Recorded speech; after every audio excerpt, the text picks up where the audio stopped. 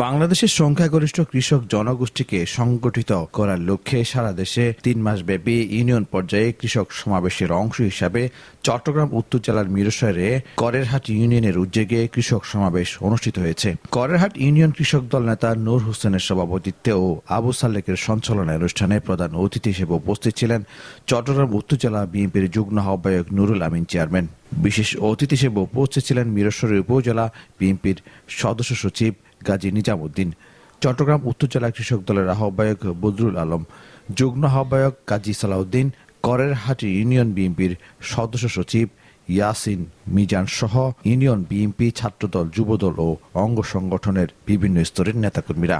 এ সময় প্রধান অতিথির বক্তব্যে নুরুল আমিন চেয়ারম্যান বলেন, যখন বাংলাদেশের মানুষ খেতে পারছে না, দুর্ভিক্ষ চলছে, তখন শহীদ প্রেসিডেন্ট জিয়াউর রহমানের সাধারণ মানুষের কথা চিন্তা করে কৃষক দল গঠন করেছে।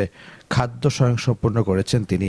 বাংলাদেশের রাষ্ট্র কাঠামো গঠনের মাধ্যমে কৃষকদের জীবনমান উন্নয়ন করতে হবে। সবাইকে ঐক্যবদ্ধ থেকে আগামীর বাংলাদেশ গঠনে সহযোগিতা করার আহ্বান জানান তিনি।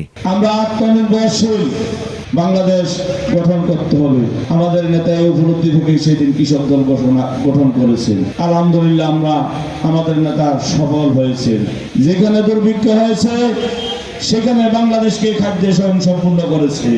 মাত্র 1 বছরের ব্যবধানে চালের দাম ছিল 100 টাকা, জিয়াউর রহমান সেই চালের দাম করেছে 3 টাকা। এটা কি ঠিক না?